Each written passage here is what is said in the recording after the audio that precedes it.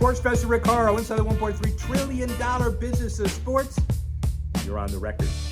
Big week this week.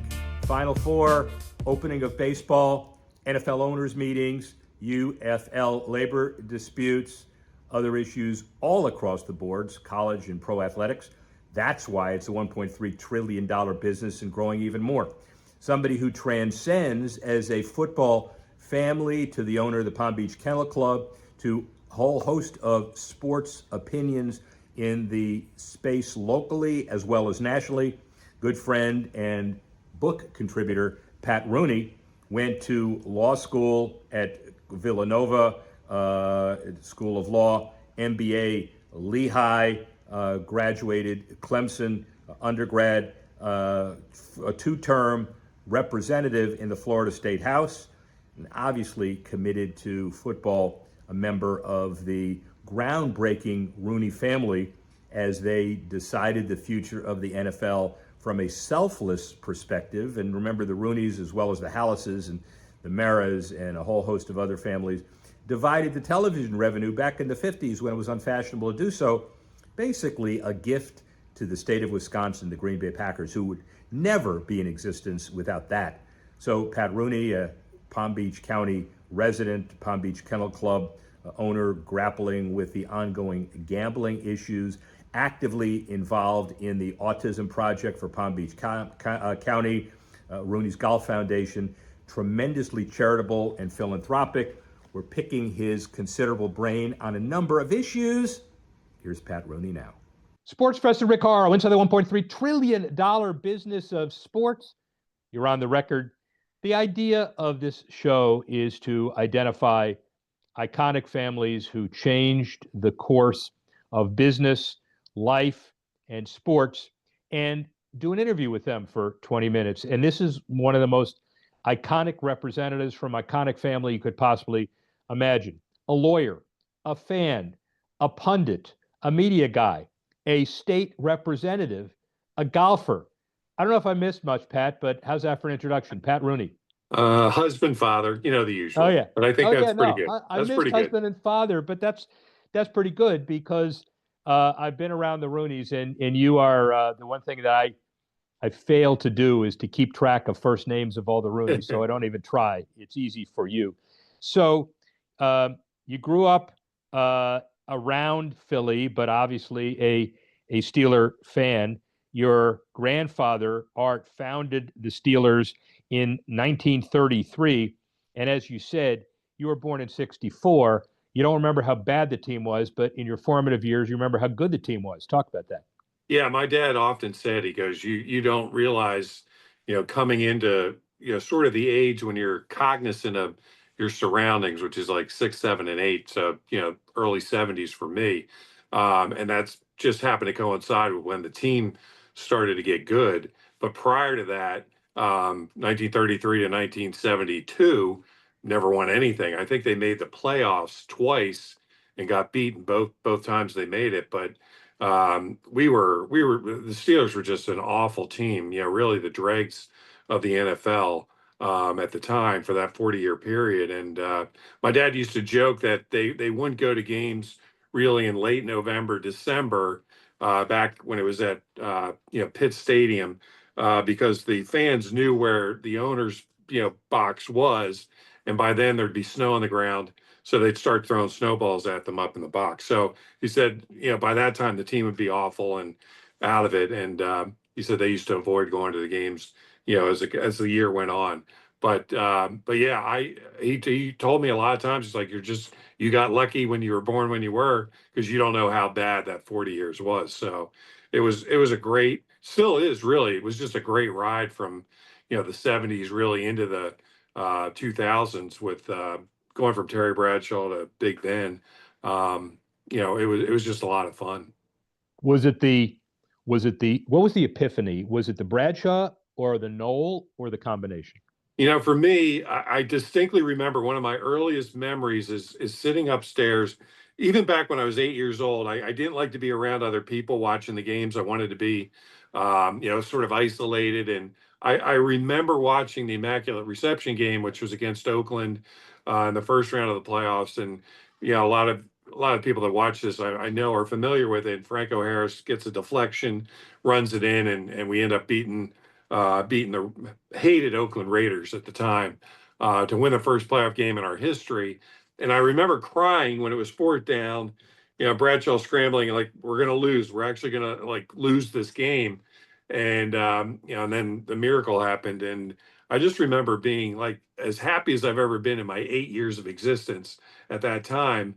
And thinking we're gonna go to the Super Bowl and all this other stuff, then we get beat by the Dolphins the next week.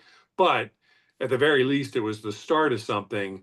And just great memories growing up, going through, those four Super Bowls in 6 years, as a early teen to a mid-teen person, and going to school. And even though you're in Philadelphia, a lot of the people knew we had an affiliation with the Steelers, and they give you crap about some stuff, but at the same time, you were kind of viewed like you were a hero or something because you were associated with a Super Bowl winning team. But it was just and then going in the locker, my grandfather, when we'd go to Pittsburgh, go to games, he would take you down to the locker and you get to meet all those iconic players like Joe Green and Bradshaw and all that. But that was really the start of it, Rick. We got lucky. We got a coin flip with the Bears in 1970, and we won the coin flip and ended up getting Bradshaw the #1 overall pick.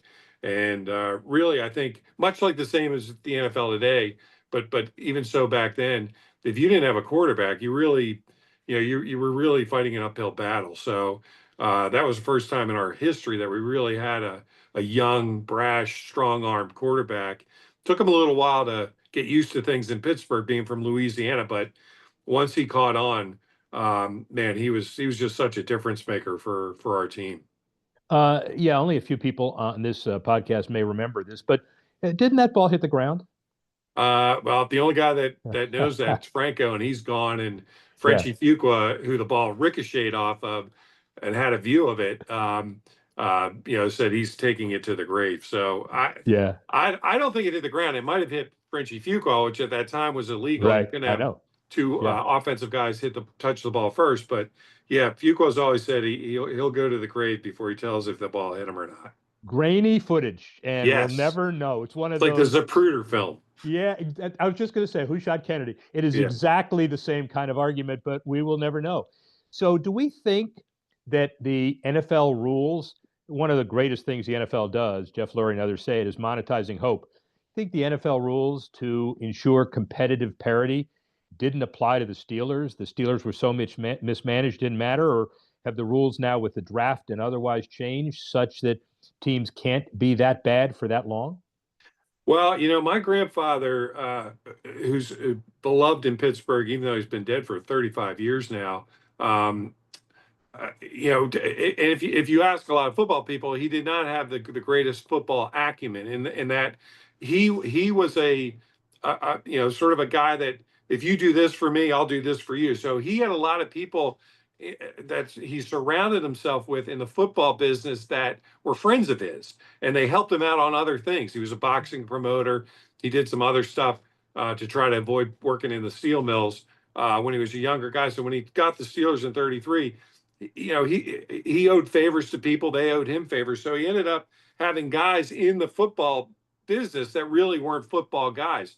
One of the jokes was the guy that ran our draft for a long time was the local funeral house director. That guy didn't know anything about football, but because my grandfather had a relationship with him, that's just the way it went. So, part of the reason why we just had such a long time before we became good was because we really weren't even trying in the sense that we weren't we often got rid of all of our first and second round picks for older guys that might come cheaper, but they might be name players that might help to fill the stands. That was always my grandfather's goal, was really to try to fill the seats more than anything.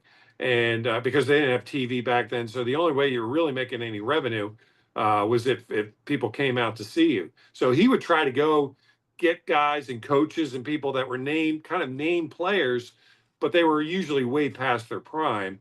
And, we just didn't do a lot of winning. So when his oldest son, my Uncle Dan, took over in the late 60s, especially when it coincided with TV coming on, He changed the philosophy. Got Chuck Noll, young guy who was an offensive coordinator with the Baltimore Colts, and just brought in a whole new mindset to the team, and really looked at the draft and getting selective free agents to try to help the team. And that was a complete 180 change in philosophy from how we did stuff really the first 40 years of being in operation. So it was really my Uncle Dan who took us from just being, kind of a side, not like a side business type thing, to really focusing on how to make the team good. And him and my Uncle Art, who was in charge of the drafts for most of those 70s and early 80s, they're really the guys that get credit for getting us over that hump and becoming a legitimate professional football organization with who we were hiring, how we were going about the draft, and picking players that we felt were going to fit a certain culture of toughness and blue collar, lunch pail type guys that represented the town of Pittsburgh. And that's what they did. That's who they sought to get, is tough, hard nosed type football players. And the result was 4 Super Bowls in 6 years. Well, and the model worked with all of the individuals that most of us old guys can certainly name. Ham, Webster, Russell, all of those, Mel Blunt, and everybody fit into the tough mode. What was it like? What was the makeup of Pittsburgh fandom that caused them to be able to rally around a team that sucked for so long and then immediately in the early 70s galvanized into an avid fan base? Well, I think Pittsburgh, like a lot of cities, 40s, 50s, 60s, was a baseball town. The Pirates were really what drove people to that was the focal point from a news standpoint and from a sports standpoint. And you had Roberto Clemente and all those types of guys. So Pittsburgh was really a baseball town, like a lot of cities were, especially in the Northeast during those decades.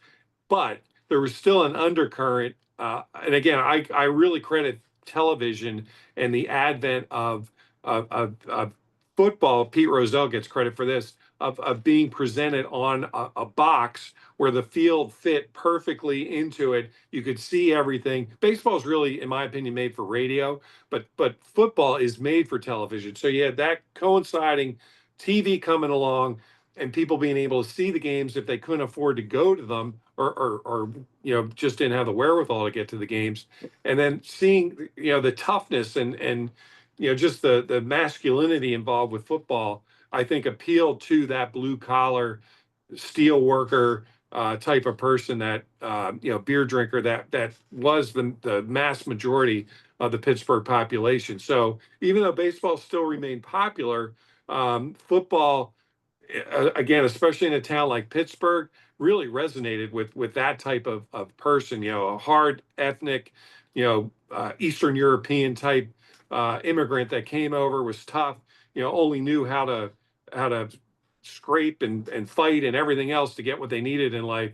And football, I think in general, but specifically Pittsburgh Steeler football, personified that type of feeling in those guys. And more so, I think, than almost any other city, the football team reflected the town, and the town just, especially when you start winning, that helps. But I think the type of players that we had reflected really well on that city. And yeah, it was a love affair, and it just grew and grew, and it's still that way today. Pittsburgh's one of the most well-traveled. If you go to any away game that the Steelers have, it's almost like half the stadium is Steeler, fans, because they left Pittsburgh, but they retained that allegiance to the team, and that love, and that's, I think, still there today. We'll get to your day job in a couple of minutes, but I want you to reflect back on the kind of comparison of the old days and new days of football. Do we think the business is as let's say well run today than it was before? And I mean that generally. You had a whole bunch of folks that were singularly worried about the success of the entire league. It is famous in the sports industry in the 50s, where your family and the Hallises and the Maras and others got together and basically created and ensured the success of the league by the shared revenue television agreement, which keeps Green Bay in Green Bay, for example. I'm not sure it would be done today. Reflect back on, old ownership and new ownership. Yeah, I mean that's a great question. I think you're right. I'm not sure if that would happen today in today's world. But back then, it was really because the NFL only had so many teams, and a lot of these guys that owned the teams were hard scrabble guys like my grandfather, like Hallis. They didn't necessarily come from money, and they viewed it. My grandfather always said making payroll on Monday was just as big a deal as winning a game on Sunday, and he meant that. So it was in all aspects a fledgling type league. If you look back on the 30s, 40s, you had boxing, you had baseball, you had college football, but pro football was way, way down on the list in terms of something that the American people really liked. And in fact, I think they probably, viewed it as something lesser than a real sport because it was the professionals were involved and that kind of stuff.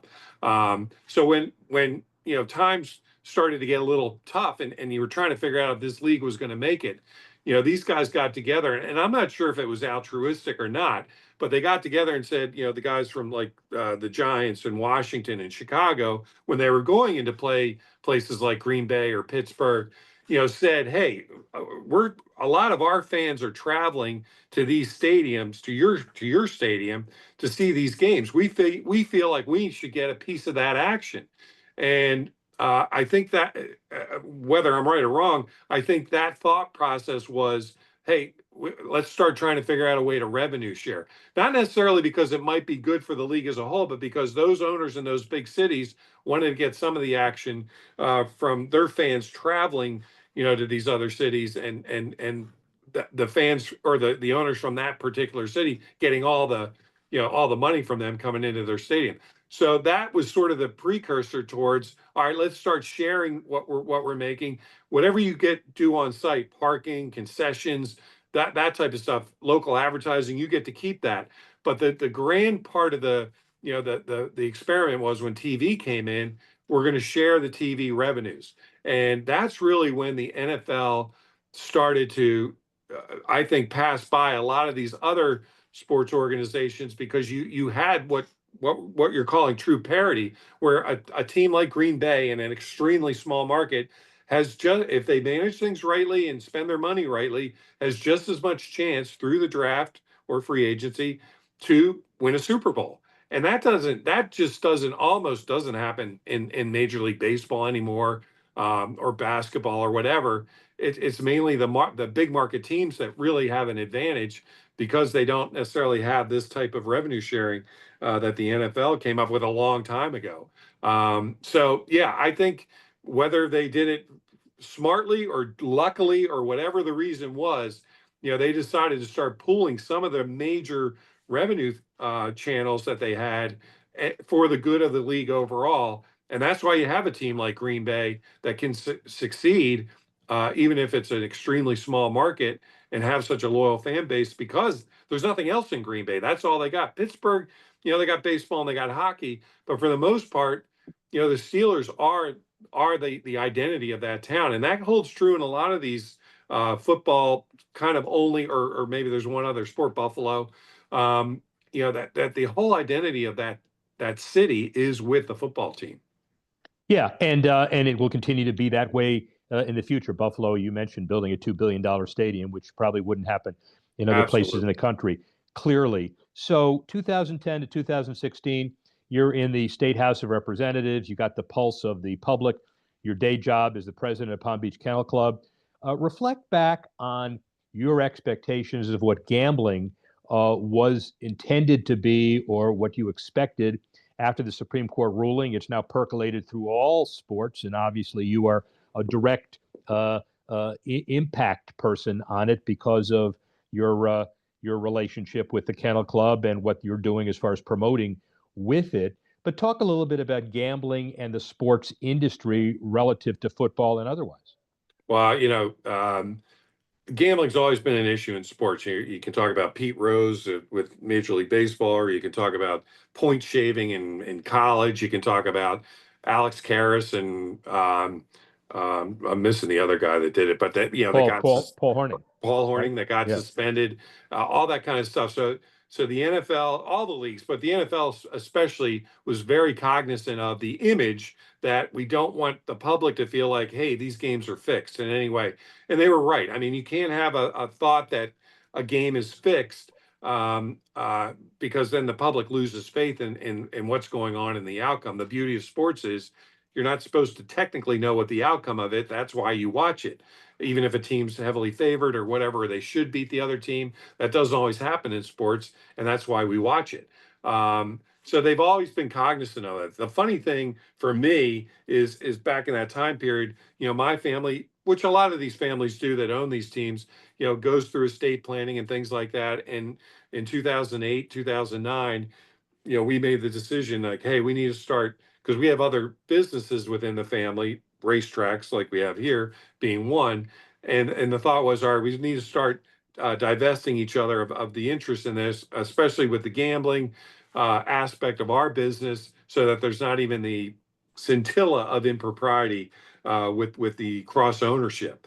And so we started doing that. My dad sold off most of his shares of the team. My uncles, all that weren't involved with the team, they sold off their shares, and we all kind of went our different ways. But the odd thing to me was within a couple years of that, you started having the thought process of, all right, we're gonna put the Steelers on logo on a lottery ticket in Pennsylvania, or we're gonna start like with the FanDuel and the DraftKings and those types of things with fantasy sports, and we're gonna kind of allow betting on that and things like this to now where you know the NFL is a partner with a lot of these you know gambling on site or online type of businesses and absolutely embraces it. So in just in my opinion, short 15 years, we've gone from, hey, this is still anathema to us. We can't be associated in any way, shape, or form with gambling to we're a partner. We're embracing it. We want you to gamble on football. You know, ESPN does shows now where, you know, the whole show's just devoted to, you know, who you should bet, who's going to get the most 100, you know, get 100 yards or whatever. You can bet the over under on wins and points and things like that. It's actually encouraged now. So in just a very short window, when you're talking the league forming in 1920 or whatever it is, up till basically 2010, you know, that 90-year period where gambling was, you know, verboten to now in just 15 years, it's completely embraced. I think it's interesting, and I'm not against it. I just think it's funny how quickly, and we might as well say it because money's involved, a lot of money. You know, that's how perceptions within the league and outside the league have changed towards gambling. And I don't see any stopping that train. It's just going to continue and I think be encouraged even more. Well, I will say in closing that you know, I was lucky enough to have you contribute to my sport business handbook, and it was brilliant, obviously. And one of the things that you did mention is that not take advantage of your family name, to not hold yourself higher than anybody should hold you, and that you know, carry yourselves in a certain way in public and otherwise. That's almost a direct quote. And I will say, finally, that it is absolutely amazing to have you as a friend. Your charitable work with the Autism Association and a variety of other work clearly holds to that standard. And you not only provide some perspective in the world of sports, but perspective on how to live your life. And all you need to do is to give me a few more shots on the golf course, and we're done. Sports Professor Rick Horrow, speak with you soon. On the record, Pat Rooney, Steeler family, South Florida sports maven. Interesting perspective from him. But let's talk about the opening drive as we do every week. A lot of issues. Number one, the top seed NCAA heading to a San Antonio Alamo Dome, $440 million economic impact. First time since 2008 when Kansas wins the tournament outright. And obviously the number one seeds prevail. Here, Duke, Florida, Auburn, and Houston, all up there and chances to win the tournament with avid fan bases, high viewership, and $1.3 billion of total revenue generated from all NCAA sources, this one primary. the bottom line, too, on the women's side is viewership and television down 20-30%, largely because Caitlin Clark and Angel Reese are no longer there. But the next crop of women basketball players will generate significant support and economics far above today. You can be sure of that. That's number one. Number two, NBA European expansion. Adam Silver, a busy week, he talked about the possibility of a FIBA partnership, a 40-minute game format, 16 teams, 12 permanent franchises, 4 qualifying spots that rotate, $500 million of franchise fee, $3 billion to start. That's a pretty good capitalization. And it hasn't been finished yet, but unlike other mainstream sports, this is one of those deals where you have the NBA and you have FIBA, and there's an opportunity to generate a solid backbone for international basketball far beyond what exists today. I was in the New Zealand capital of Auckland to watch the Philippines play a qualifier 3 weeks ago. Mayhem, and certainly there'd be mayhem with this as well. All positive, as well as talking about the possibility of domestic expansion. Is it a Seattle replacement and a Vegas? It may be more. We'll have to see. Number 3, NFL owners meetings. Behind me here, Palm Beach, and behind me there, the Breakers and the NFL owners are getting together to talk about economics. Legislative proposals by Detroit talks about how the playoff format may be reseeded over time, may be changed according to their ideas, where teams get a possession regardless of field goal or touchdowns, no matter what. The idea of more safety. The biggest one dominating the headlines is the 18-game idea. Players don't want it, they claim, although if there's more of a revenue split, they may want it a little more. That's a negotiation that's not going to be decided this quickly, but certainly they'll set the stage. A debt relief for the Buffalo Stadium and other issues. But at the end of the day, this is one of those situations where we set the stage for a larger negotiation. 2029, the first time all of these deals can be opted out of and unraveled. Watch for that as the target date. Number 4, Paige Beckers says she's not going to go to the WNBA draft. She's going to stay in college. The Dallas Wings holding the number 1 pick in the April 14 draft. The bottom line is, even if she enters the draft, she could demand a trade or hold out. And at the end of the day, what she may be waiting for is the next television deal, 11-year, $2.2 billion media rights deal set to kick in next year, 2026. She won't be eligible to receive those dollars if she plays now. If she opts in later and declares for next year, look at the dollars. That may be the issue that she's dealing with. That is number 4. And then number 5, other college news. South Carolina's basketball team, their storied women, losing $5.6 million this last year. The men's team, $3.5 million profit. The economists at South Carolina said if you take the television revenue and redistributed it, it would be parity. That's not going to happen, but the AD says we got to find more money for women's basketball. They play in an 18,000-seat arena. The plus side of this is they've got great dynastic teams and a great basketball program. And at the same time, St. Francis University, Pennsylvania, makes a commitment for move from Division I, back to Division II. First time that's going the other way in a long time. They made the basketball playoff, but it still wasn't enough to change the economics. And at the end of the day, this may be a trend we may see more of, especially with the turbulence of big-time D1 college sports. Sports Professor Rick Horrow, let's look at what's coming up in the 5 to watch. 5 to watch coming up. First, the Rays hold their home opener at Steinbrenner Field, the spring training home of the Yankees and the Florida State League team. The bottom line, however, is that the Trop is a shell of its former self.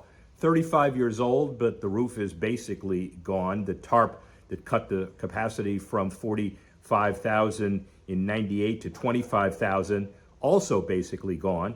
And at the end of the day, the Rays last season averaged 16,000 fans per game and a total of 1.33 million. That's third worst in all of Major League Baseball. And at the end of this, Where are they going to go, and when are they going to get there? That is the nagging question that we'll have to see. Number two, Nike's stock hits a 7-year low, and their market cap falls below $100 billion, facing layoffs. The stock closed last week at a little over $63, and it's now off 64% from its highest watermark of $177 in November 2021. The new CEO took office and was faced with a controversy relative to Kanye West, the rapper now known as Ye. The end of the day, they settled, but there's still an issue on the competitive side as Adidas continues to move forward with leaps and bounds. Number two. Number three, Jack Nicklaus, 85 years old, winner of 18 major championships, was winning in court. The judge said, Joel Cohen, that he never contractually guaranteed his likeness to Howard Milstein when he sold GBI and other assets to him for $145 million. It was a separate agreement. It was an agreement to provide some services, but, quote, no language of exclusivity or irrevocability. And the bottom line is he still has to maintain his leverage and his honoring the trademarks that were specifically negotiated. But as far as the Jack Nicklaus name universally, he does win that suit. Good for Jack. That's number three. Number four, the global sports technology market set to soar to nearly $70 billion by 2030, growing at a CAGR rate of about 15%. The growth is fueled by rising demands for personalized fitness, injury prevention, enhanced fan engagement, significant investment from sponsors, broadcasters, sports organizations, major players, Apple, Samsung, Alphabet, IBM, Catapult. The biggest growth, Asia Pacific. Not anything we don't already know, but it's been confirmed by these studies. And then finally, number five, look at the congressional hockey players. The captain of the Washington, D.C. lobbyists, they win 8-2. There are players with representing the Tampa Warriors, the Professional Women's Hockey Players Association, the USA Hockey Warriors Ice program. And since 2009, the game has raised more than $1.5 million for those charities. Clearly a big deal. Wonderful for hockey to give back. Expect more of that. Well, that's our show for today. We'd like to thank Pat Rooney for giving of his time. Owners meeting front and center right behind me, the big deal that focuses everything on Palm Beach this week, other than the president. I'd like to thank Callie Kazar for helping us put the show together as we normally do. Like to thank you all for listening and watching. Join us next week when we further focus once again on the $1.6 billion business of sports. It's even bigger, $1.3 trillion, some say. I certainly say that as well. And when you look at the numbers, it absolutely ratifies that. All told, big week, bigger weeks ahead. Sports Professor Rick Horrow, speak with you soon.